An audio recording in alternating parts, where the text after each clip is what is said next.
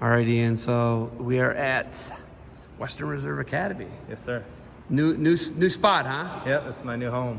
Okay. When did this process begin for Western Reserve, leaving App State and Boone and coming here? Yeah, so after Dave left, I kind of seen it on social media that he was taking a new gig, and me and my wife were on our way to Hawaii, and Dave Habit kind of reached out to me and said, "Hey, would you be interested in in this position?" And I just told him yeah, and he put me in contact with the athletic director here at Pete, and I was in Hawaii, and the AD kind of got a hold of me and said, "Hey, are you interested?" And I said, yeah, I'm interested. I'm on vacation right now in Hawaii. And he said, "Hey, take your time when you get back from vacation." And we were there for like 11 days. And he said, when you get back from vacation, we'll talk. And so it was awesome. He let me kind of go on vacation and everything like that. And then I got back and we kind of started talking about the position and everything. I came up here and visited after U23s. We were up here in Geneva already, so swung down here, kind of talked and everything, seen the campus. I loved it, fell in love with it. It's beautiful, old colonial buildings, and and then kind of just went from there. And that was when it was U23s, it was early June. So kind of as soon as early June hit, it was kind of the ball went rolling. So you got to do your whole vacation in Hawaii. Were you in constant contact with him, or one phone call? It was one text. He texted me, I said, "Hey, I'm really interested, but I'm in Hawaii right now." And it was a 6-hour time difference. And he texted me back, said, "Don't worry about it. As soon as you get back, we'll be here to talk." And I thought that was really awesome. I didn't have to be on vacation stressing about kind of phone calls and all that stuff. He kind of let me do my thing, and I had a great vacation. I came back and we hit the ground running. What island were you in? We spent 7 days on Kauai? Maui for 7 days, and then we went to see Pearl Harbor on Oahu for 4 or 5 days. Listen, Oahu, everybody says bad things about Oahu. Oahu's still pretty sweet. Yeah. I mean, you get to Waikiki and you get to the other side of the island, man, it's beautiful. I mean, My favorite's Maui. I've been to the Big Island now. I've been to Maui. I've been to Oahu. My favorite's Maui. But I love seeing Pearl Harbor. It was amazing. So you get to do the vacation. You come back here, and how quick is the process from coming up here, figuring out what you're going to do, getting the job? How is that process for you? So I just kind of stayed in constant contact with the AD. We kind of talked and texted back and forth, and then I told him we were training hard down at App State for U23s. We had a good group of guys going down there. Our whole team, basically, we had 20-something guys going to U23s. So I was just up front with them. I said, "Hey, we're going to have a good training cycle leading up to U23s here at App State," and he respected that. And he's like, "Absolutely, that's awesome." So I traveled. I stayed. We practiced every day. I was down in Boone practicing with our guys, getting them ready for U23s. Brought our team up early June. Had a great U23s. Had a guy make the finals for the second year in a row. So right after that, I stayed up here. The rest of the team went back down to Boone. I stayed up here. I visited some family, and then I did some interviews here on campus. And then I went back down to Boone and kind of waited about a week or so. And I think it was around a week after that interview, he kind of called me and said, "Hey, if you want it, it's yours." And I was all about it. Me and my wife have been really wanting to get back to Ohio. We've been away for 7 years. We did 4 out in Oregon at Oregon State, and then we did 3 down in North Carolina.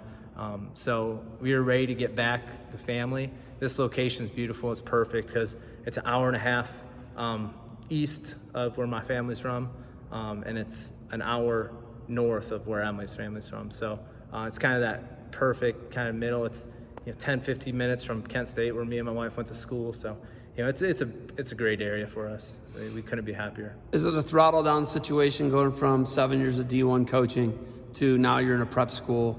They don't wrestle in the Ohio High School Athletic Association. Yes. We are in Hudson. Like you said, it's 15 minutes from Kent. Yeah. Is it a throttle down situation, or is it we got to get these guys and try and win a prep national title? I think obviously transition from the Division I to basically high school level, it's going to be throttle and back as far as intensity. I'm dealing with high school age kids, and so obviously I have to kind of throttle back in that aspect. But at the same time, I'm coming into a great group of young wrestlers here at Western Reserve, and kind of transitioning in. I got a lot of great talent on this team, and I think it's going to be it's not going to be as much as I thought I had to.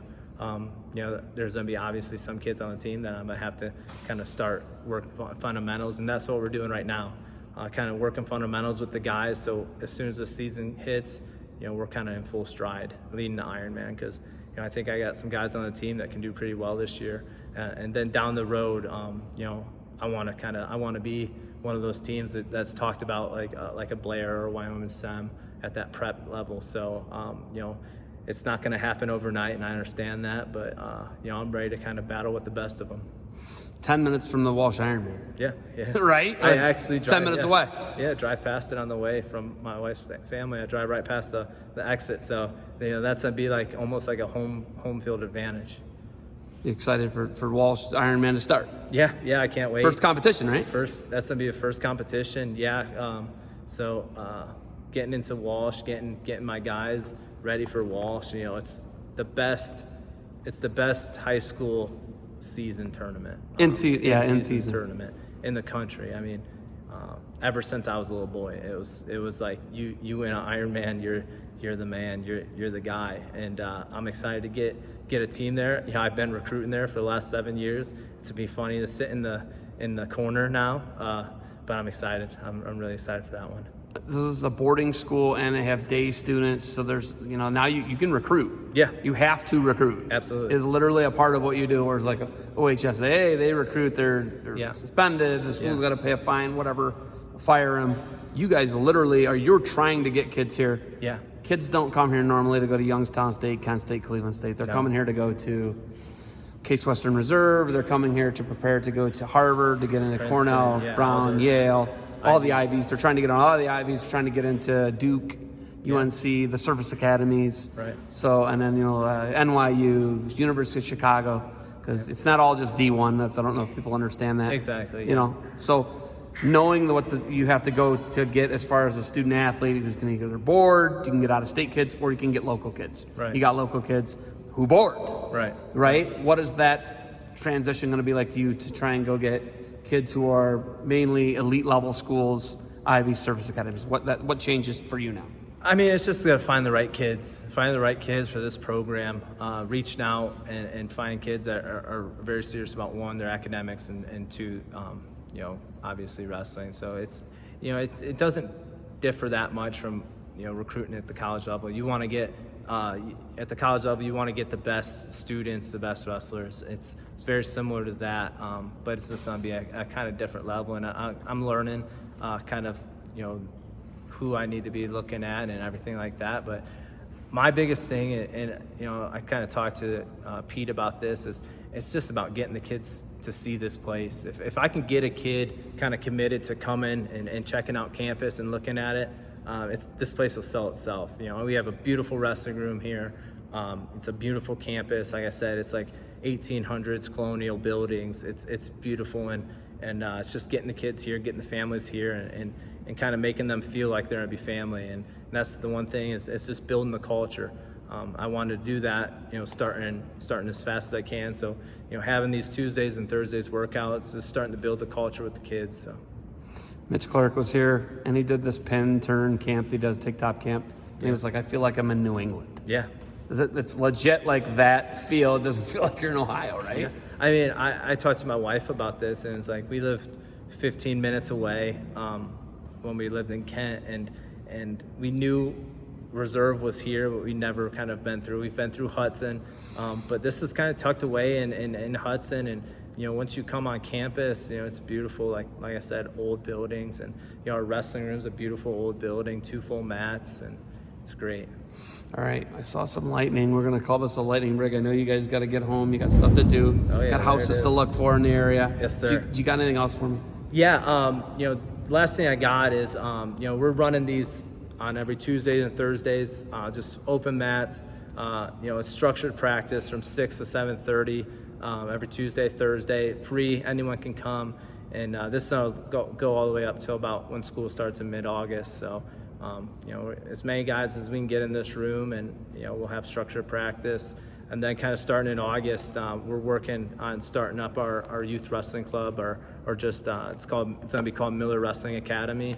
You know, it's going to be an academy that we run out of this wrestling room. That's you know, that will probably be starting in August. So as soon as kind of these open mats kick off, you know, stop in August, we'll be starting up Miller Wrestling Academy. So somebody can go to, you know, Kenston, obviously that's a district I live in, then go to Kenston, but they can still come and get training from you. Yeah, so right now we have kids come from Walsh, we have, you know, Stowe kids, you know, any kids that want to come in, you know, our doors are open. I'm not shutting the doors on anybody. Like, you know, we wrestle in a completely different division. We're not wrestling for state titles here, so I don't think it's gonna hurt our guys training with guys trying to win state titles. I think it's only gonna make, you know, Ohio wrestling grow and get better. All right, man. Thank you for the time. Good luck to you guys moving forward. Ironman's first thing. Ironman's first thing. Super 32 though. You're gonna send guys to that. Yeah, we do Super 32. They do like qualifiers now. Back when I tried to get in, it was whoever had the fastest dial-up internet, and I never did. I could never sign up for it. But yeah, we'll do qualifiers, Super 32, all that stuff. All right, Ian. Thanks for the time, buddy. Yep.